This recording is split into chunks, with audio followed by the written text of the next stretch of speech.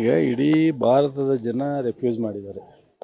ನಾವು T V ನೋಡಲ್ಲ, ನಾವು ಟಿಕೆಟ್ ತಗೊಳ್ಳಲ್ಲ, ನಮಗೆ ಪಾಕಿಸ್ತಾನದ ಮೇಲೆ ಹಾಡಬಾರ್ದಂತ.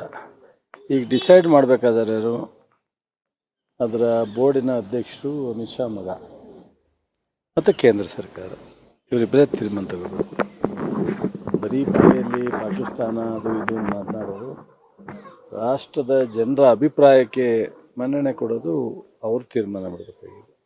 ಅದು ಇವತ್ತಿನ ಜನಾಭಿಪ್ರಾಯಕ್ಕೆ ಮನ್ನಣೆ ಕೊಡೋದು ನಮ್ಮೆಲ್ಲರ ಕರ್ತವ್ಯ. ಪ್ರಜಾಪ್ರಭುತ್ವದ ದೇಶ, ಕೊಡಬೇಕು. ಏನು ತೀರ್ಮಾನ ತಗೋಬೇಕಲ್ಲ ಅವರು. ಏನು ತೊಗೊಂಡ್ರು ನಂಗೆ ಗೊತ್ತಾಗಲಿಲ್ಲ. ಮಧ್ಯಾಹ್ನ ತಗೋತಾರೆ ಅಂತಿದ್ರು, ಏನು ತೊಗೊಂಡಿಲ್ಲ ಸರ್, ಆಡ್ತಾ ಇದ್ದಾರೆ ಮ್ಯಾಚ್. ಮತ್ತೆ ಅಲ್ಲಿಗೆ ಇವರು ಜನಾಭಿಪ್ರಾಯಕ್ಕೆ ವಿರುದ್ಧವಾಗಿ ಅವರೇ BJP ಸರ್ಕಾರ, ಕೇಂದ್ರ ಸರ್ಕಾರ ಅಂತ ಆಯ್ತಲ್ಲ. ಬಿಜೆಪಿ ನಾಯಕರು ಪಾಕಿಸ್ತಾನವನ್ನ ಟೀಕೆ ಮಾಡ್ತಾರೆ, ಕಾಂಗ್ರೆಸ್ ಪಾಕಿಸ್ತಾನ ಪರವಾಗಿ ಅವರಿಗೆ ಓಟ್ಗೋಸ್ಕರ ಟೀಕೆ ಮಾಡ್ತಾರೆ. ಹಿಂದೂಗಳೆಲ್ಲ ನಮ್ಮ ಪರ. ಹಿಂದೂಗಳ ಮಾತೇನು ಕೇಳಲ್ಲ. ಯಾವ ಹಿಂದೂಗಳಿಗೆ ಅವರು ಬೆಲೆ ಕೊಟ್ಟಿದ್ದಾರೆ?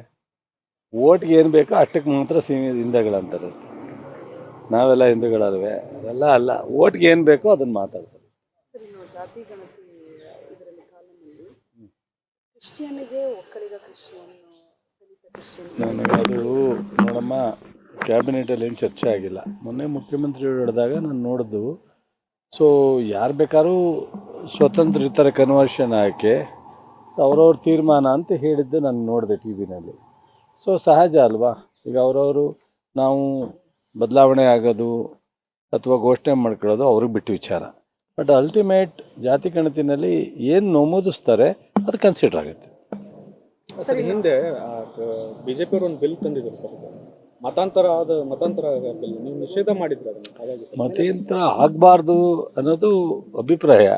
ಬಟ್ ಅದನ್ನು ನಾನು ಹಾಗೆ ಆಗ್ತೀನಿ ಅಂದರೆ ಅದಕ್ಕೆ ಕಾನೂನು ತರಬೇಕು.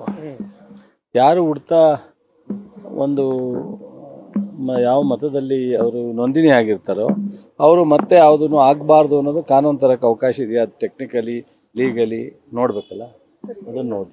ಧರ್ಮಸ್ಥಳದ SIT ತನಿಖೆ ವಿಚಾರವಾಗಿ ಸಾಕಷ್ಟು ವಿರೋಧ ವ್ಯಕ್ತ ಆಗ್ತಾ ಇದೆ. ಯಾರೆಲ್ಲ ಕಂಪ್ಲೇಂಟ್ ಕೊಡ್ತಾರೆ ಅವರ ಪರವಾಗಿ ಸರ್ಕಾರ ನಿಲ್ತಾ ಇದೆ. ಯಾರು ತಪ್ಪು ಮಾಡಿದ್ದಾರೆ ಅವ್ರಿಗೆ ಶಿಕ್ಷೆ ಕೊಡುವಂತ ಕೆಲಸ ಮಾಡ್ತಾ ಇದೆ. ಇವತ್ತು ಸರ್ಕಾರ ಕರೆಕ್ಟಾಗಿ ಮಾಡ್ತಾ ಇದೆ. ಕೆಲವೇ ದಿವಸಗಳಲ್ಲಿ ಧರ್ಮಸ್ಥಳದ ವಿಚಾರ ಸ್ಪಷ್ಟವಾದಂಥ ನಿಲುವು ಬರುತ್ತೆ. ಧರ್ಮಸ್ಥಳದ ವೀರೇಂದ್ರ ಹೆಗ್ಡೆಯವರೇ ಸ್ವಾಗತ ಮಾಡಿದ್ದಾರೆ. ಅಲ್ಲಿ ಇಲ್ಲಿ ಮಾತಾಡೋ ತಪ್ಪು ನನಗೊಂದು ನೆಮ್ಮದಿ ಆಯಿತು ಅಂತ. ಇವ್ರು ಮಾಡೋಕ್ಕಾಗದೇ ಇರೋದನ್ನ ಇವತ್ತಿನ ಕೋರ್ಟ್ ಏನು ಒಂದು ತನಿಖೆ ಮಾಡಿ ಅಂತ ಹೇಳಿತ್ತು, ಆ ತನಿಖೆ ಆದೇಶದ ರೆಫರೆನ್ಸ್ ಇಟ್ಕೊಂಡು ಮಾಡ್ತಾಯಿದೆ. ಬಟ್ ನಾವೆಲ್ಲರೂ ಧರ್ಮಸ್ಥಳದ ಶಿವನ ಭಕ್ತರೆ, ಮಂಜುನಾಥನ ಭಕ್ತರೆ. ಅಲ್ಲಿಯ ಯಾವುದೇ ಅಗೌರವವನ್ನು ಮತ್ತು ಇನ್ಯಾವುದೇ ಉದ್ದೇಶದಿಂದ ಅದನ್ನು ಮಾಡ್ತಾಯಿಲ್ಲ.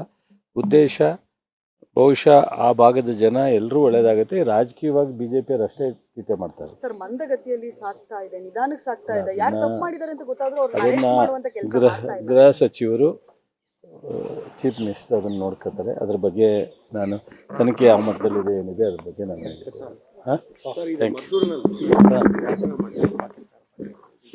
ಮದ್ದೂರಿನಲ್ಲ ಅದಕ್ಕೆ FIR ಹಾಕಿದ್ದಾರೆ. ಅದೇ ಹೇಳಾಯ್ತಲ್ಲ, ಅವ್ರು ಪಾಕಿಸ್ತಾನದವ್ರ ಪರನೇ ವಿರುದ್ಧ ಅನ್ನೋದಕ್ಕಿಂತ ಹೆಚ್ಚಾಗಿ ಓಟ್ಗೋಸ್ಕರ ಏನು ಬೇಕೋ ಆ ಸಂದರ್ಭ ತಕ್ಕಂತೆ ಮಾಡ್ತಾರೆ.